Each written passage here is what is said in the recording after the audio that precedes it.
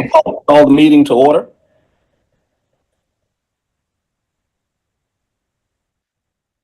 Okay, the You need a legislative motion or okay. No, not yet.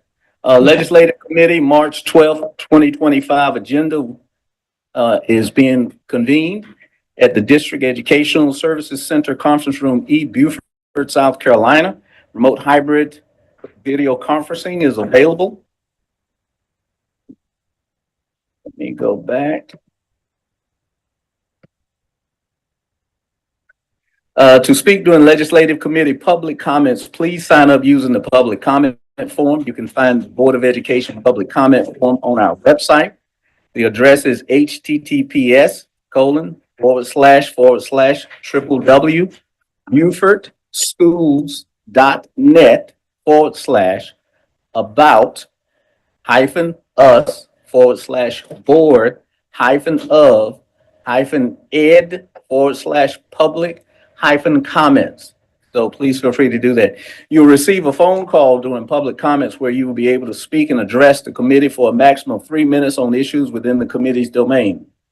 The forum will be limited to 15 minutes. Citizens desiring to participate in person must fill out a public comment card that can be obtained from the board clerk upon approval. So with that, please join me in a pledge of allegiance. I pledge allegiance to the flag of the United States of America and to the republic for which it stands, one nation, under God, indivisible, with liberty and justice for all. Thank you. Okay, I think we have no minutes to approve. Is that correct? We need a motion to remove them from the agenda. Okay, Ms. Boatwright or Ms. Hay, would you like to make a motion to remove the minutes from the agenda, please? So moved. Thank you, Ms. Hay. Ms. Boatwright, would you second? Second. Okay, thank you, ma'am. Thank you both. Give me a second. I'm trying to send Chloe the link. Get in. Okay, go ahead. Okay, Legislative Committee position statement. What we'd like to do here is to actually go over, just as to imprint this in every member's mind and those people who read our documentation, that we have a protocol we'll be following, which is search, discover, discuss, and then develop action plans. So just wanted everybody to understand that that's what we're trying to do.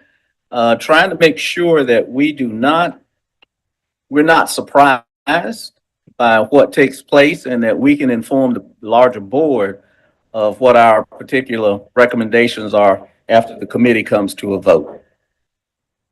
So with that, there are two major documents that are included today, and we'd like to have everybody sort of weigh in with having received the documents. And then what Ms. Boatwright and I talked about is, let's cull that down to the top 10 if possible. And if there are more, just add them, but please prioritize your top 10. So and of course, there's lots of things you may want to talk about before getting to a point where you want to say you want to cull to 10. But anybody want to lead off? Any comments whatsoever? Yes, sir. I'm sorry. I'm on my phone, so it's hard to raise my hand. If you don't mind me just blurting out here. I think, obviously, to me, the number one thing that we need to look at is the school, and track the school choice voucher process. Okay, do you have a number for that one that's in the pre-filed bills, or is that one we'll take a note? Yeah, it's one I think I think it's red. Okay. It's come out of the House. Shannon Erickson passed out of the House. And it's a redo. To me, that is going to be the most impactful thing out of the legislature for education. I don't know if anyone else has something else they think might have more impact. Hey, Ms. Boatwright, let me just clarify how to track the two different documents. The Senate side will start with an S. Yeah. So if you look at that top bill, those are all the Senate bills that were profiled. Right. The larger and thicker document, all the bills start with an H. This one, and I didn't pay attention to SRH. What I know to be true is that it just recently came out of the House, and it's going to be reconciled. As I understand it, with the Senate bill, it didn't pass because of a stipulation in the Constitution about federal funding, so they're coming at it through lottery money. I mean, that's been in the news. But Shannon Erickson actually was recently in the news talking about it, that they think it'll pass. So someone might Attorney, have better information than me. Attorney, are you capturing those? Okay, good. So we have that one. Any others that are high profile for everyone? Yes, sir. This is I'm going to combine two that are very similar, No problem. S17 and S28. These I'm focusing in on mainly because I have had discussions with the superintendent about continually monitoring staff in terms of criminal activity outside of obviously their jobs. But what we're noticing within, it's not just our district, this is any employer in general, is that there's an initial background check done. However, there are no reoccurring background checks. So if we hire someone and 6 months later they're offending, in some way, shape, or form, we're not always getting information about those arrests or brushes with the police, if you will. And some of these things, as we've seen, I don't want to name drop the particular case, but there were red flags leading up to the person's final behavior that ended in termination. So just if we could be doing something more proactively, and if it were to come from, let's say, the state, then it's not on us, the school district, to change policies, let's say requiring background checks every 6 months or whatever would come of that. I hope that makes sense. It's just if it came from the state level, it would be an expectation rather than something we're having to put into policy. Hey, good point. So we captured S17. What was the other one that you mentioned, Ms. Hayes? S28. So both of those are captured and there are some, duplicative, items in it and not that one, but others as well. Any others? Yes. Also, could they tell us whether it's a House bill or Senate It's, bill? yeah, she said S. Oh, it's S, Yeah. S. Oh. So any, Okay, I got you. Yes, sir. any others? While everybody is looking, I'd like to note that there are several bills, House and Senate, that talk about two things. One, a convention of states, which is really a huge thing because that has the ability to overturn the United States Constitution. Yes, multiple. And what you'll see is multiple elected officials are proposing that. And quite often that is an appeasement to their constituency back home. Once the convention of states starts, there are no limits on what they discuss or what the states pull together. And that will override the United States Constitution. And as you're looking at these, we put them on the website so that the general public can also see these bills. And as we follow the chair's guidance to go out and interact with different groups, that we can cite House of the Assembly and also the specific number so they can research it and see it themselves. That way, we're not being pejorative. We're not being accusatory. We're just reporting facts that are stated in the public domain. All right. How about Bill H 3459? The House bills. 3459. Yes, sir, 3459. Yep. So, Mr. Got it. Mm-hmm. This director.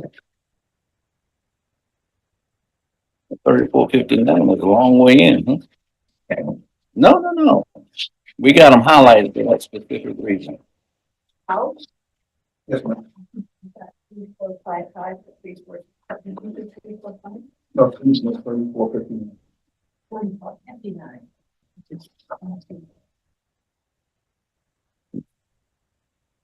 Okay, everybody have that bill? Proposed bill? It's in red. It's offered by Representative Newton. And that one basically says that the party voting, as I understand it, is no longer open to anyone. Currently, if you are a Democrat, you can vote in a Republican primary, which can throw off the integrity of the Republican viewpoint, right? Right.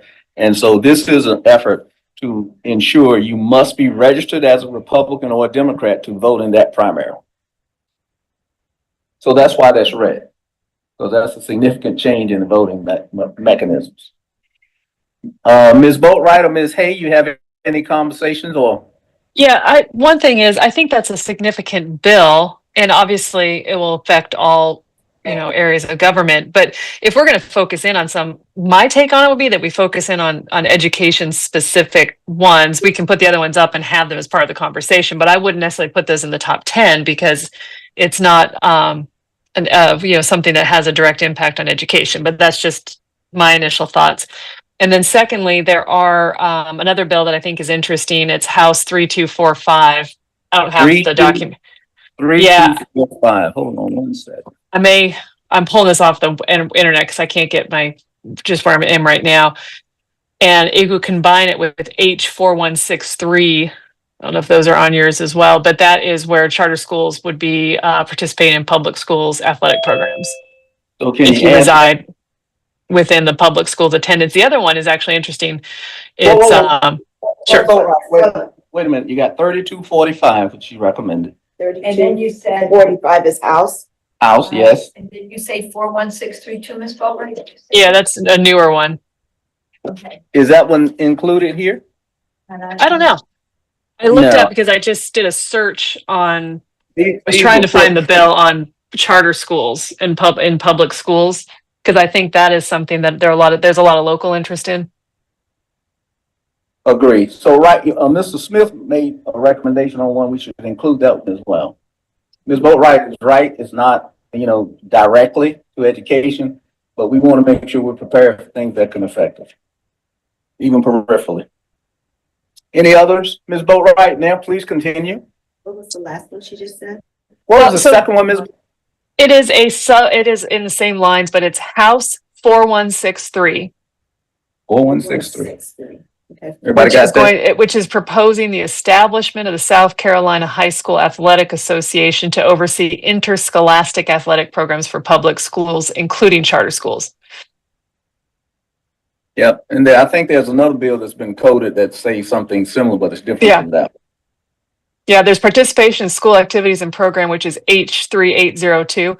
So I think it's one thing. Yeah, sorry, 3802. Mm-hmm. Okay, go ahead, Ms. Boatwright. They're all kind of trying to, cut to the same idea, right? So I think there's one thing, like if we follow individual bills, that's one thing, but I think what we need to follow is, to my mind, and this is just that there is a definite push for school vouchers, which I pointed out, and there's a definite push to have charter schools included in public schools, and so in some cases, private schools being able to participate in public school athletic programs. Yeah, the intent of this exercise is to give everybody a chance to give us a large pool of bills or recommendations. We then will cull down based on more deeper discussion, and so that we can formulate a legislative policy that we can present to the board. So totally agree with you. All right. Ms. Hay, you got something? Yeah, also, this H, 3455, that's definitely, H 3455. Shit,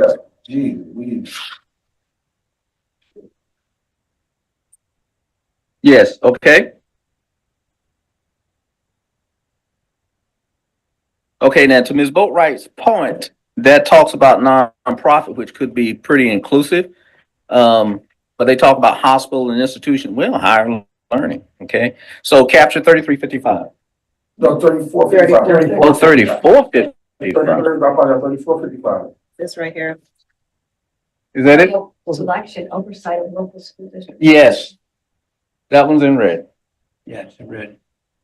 to abolish the State Board of Education, Yeah, that's, to abolish the Education Oversight Committee. So again, our intent today is to make sure we are never, ever again surprised as an organization, That's right. right? That's right. Okay, any others? Ms. Hay? No, sir. I'm still honestly combing through these. I hadn't had a chance based on when they became available to properly read through as thoroughly as I would have liked to. Um, so I would love if I could send you even just two post meeting or send to the full committee. I do agree with Ingrid's thoughts, though. I understand your viewpoint as well, like not being blindsided by anything and, keeping an eye on things that are in our peripheral view. But I'd love to see a more focused approach in terms of us vouching for things that specifically impact education. And I do agree with and I have a few thoughts on this, the House Bill 4163, Four because one six three. yeah, the one Ingrid brought up about sports and pulling in charter schools, possibly private. And hear me out on this. A lot of charter schools are smaller, so they're not able to create or provide athletics to their children. Same goes for private schools, or they literally don't have coaches. So the kids aren't able to perform. Those children are still constituents in our districts, whether they're choosing private school or not. And if we are looking to branch out or try to incentivize families who aren't partaking in the public school system, the sports may be a good way to introduce private school. Refuted any suggestion anybody has made. This is an ideation period. So we're taking any recommendation everybody has. You don't have to explain it. We're going to cull through it, but make sure we capture what you say in an upcoming meeting. Then that will be the time for us each of us to come in with research that says why we should be in support of that bill. But nothing is being refuted today, so feel free to call and add whatever you feel appropriate. Fair enough? Absolutely. And you didn't sound like you were throwing anybody's opinions or anything away. I just wanted to echo some of the things Ingrid was vouching for. Not a problem. Any others?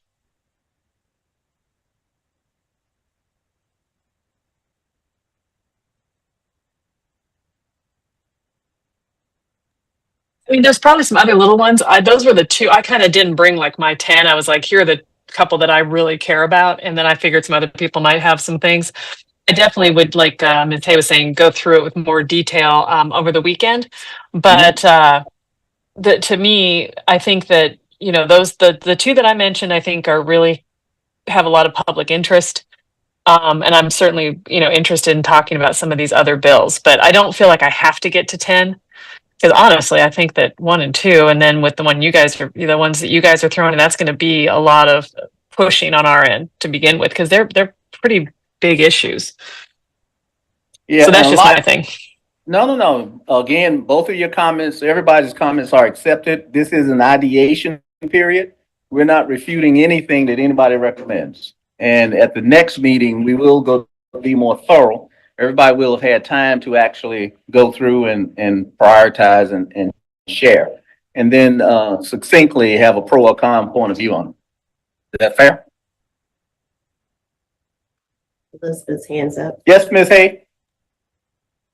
Mr. Chair, would you mind stating just for the public, whoever might be watching, what the color coding meant? So what green, yellow, and red stand? Absolutely. I thought I sent an email out shortly after that was raised, which I explained it. I just meant for the public. Yeah, so thanks for triggering that response so that the public knows it does not mean my personal opinion. The color coding relates to what I at that time expected the intensity of the conversation to be, how much dialogue it might require. So something that's in green is important, but I think there's not going to be very much contention around it. Something in red, maybe a short, brief bill, but I think they're probably, as you're saying, some of the heavy hitters in terms of the dialogue, not what my personal opinion is. Yellow and bold is so you don't have to do what I did, which is read all 1,500 bills and say what's the most important part of that bill. Trying to economize everybody's time so you can hone right in on what as one individual thought at that time was the most relevant part. So that's what we're doing. We're not casting political persuasions one way or the other. We're trying to be very clinical, very diagnostic about it, and make sure that ultimately the board gets to know what are some of the most critical bills that are facing our elected officials. Thank you for asking, ma'am. Any others? Yes, sir. When I was going through this and I was wondering at first, look at that, when I saw the things that you said about the coding of it, and I thought at first, I said, I didn't remember the, actual body, the actual, committee going through this. And when I realized that you did this, I can only fathom the amount of time that you embodied to go through this and read all of this within its entirety to understand this.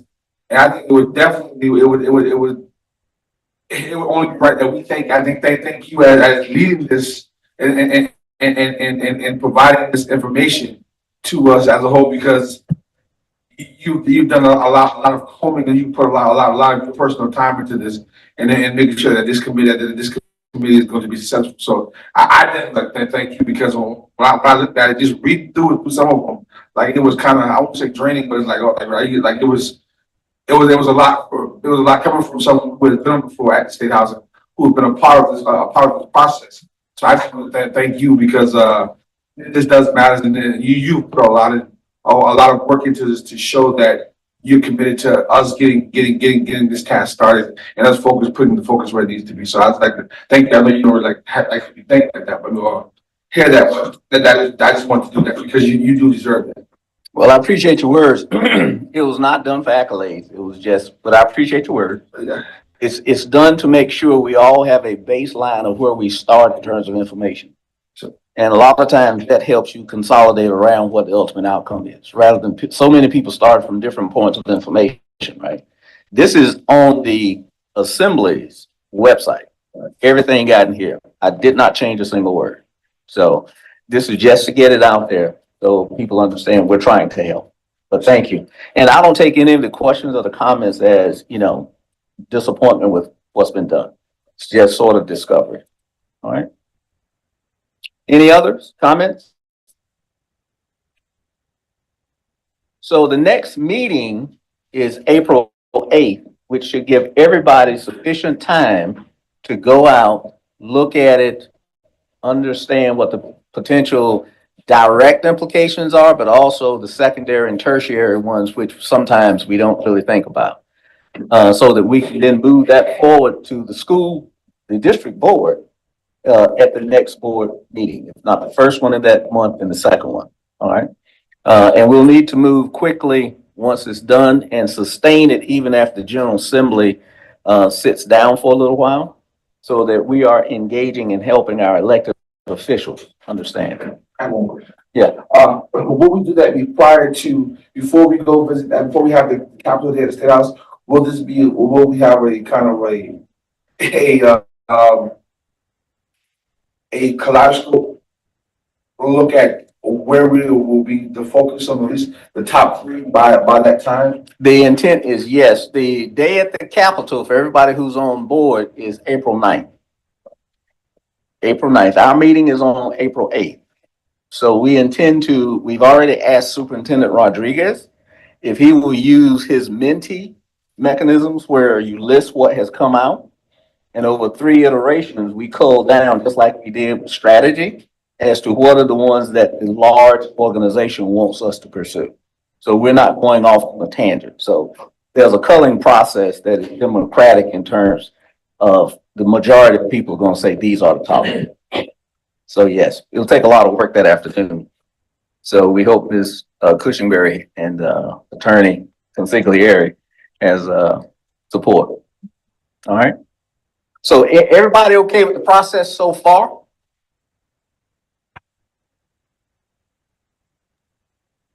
Yeah, I think I am totally okay with the process so far. I do feel we need to get some stuff in front of the board and make sure we're, the board's getting a chance to weigh in on it too. I think, doing the research is great, but I think, getting this list of 10 together and bringing that to the board is important. So that would be Yeah. my feedback. That's good feedback. The intent is the board will have these documents, and if you can call back and say, as soon as you determine yours, what are the top 10? And then we can share that with the board to give them notional guidance as to where we think this may head. We'll have another meeting or two to cull it over and then come back to them the latter part of April with very definite recommendations or none at all. Is that okay? Okay, everybody? Okay. Okay. Yeah. Moving right along, let's talk about potential areas of responsibility. We requested that people respond, board members, committee members respond, and we got some real good suggestions. Ms. Hay, would you like to speak briefly about the ones that you've submitted?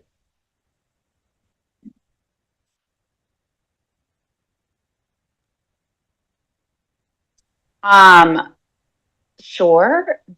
I'm not really sure what to say publicly. A lot of mine, there aren't like showy public appearances or speeches given, but it's the people within those communities and the relationships that you're building or have built and nurture provide you influence when being in the public. For example, your churches. I said churches because I don't only attend one. That's for various reasons. And then library activities. Our local library has phenomenal activities with children. Sorry, I am under the weather. And you meet a lot of family members of children and whatnot through those activities. You learn more about other offerings within the community and where else to connect. This list is not just my list, it's just you asked for top five, so I gave 5. Chamber of Commerce, again, this isn't formal. These are people I know within the chamber.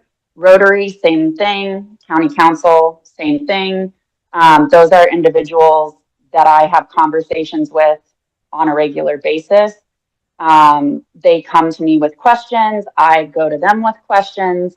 And I think the larger, and again, this may be coming from the background that I have, but the biggest, most important thing that any of us can do is just fostering relationships within our community and not being afraid to talk to anyone that you come in contact with. So that's all. Perfect response. That's what we were looking for. The chair, who is sitting to my right, has encouraged us to attend events, council meetings, different organizations within the community. Really, the school district has to get its message out there. And to your point, Ms. Hay, interpersonal marketing is the most effective way. When it comes from someone that I trust, I'm going to follow whatever their recommendation is.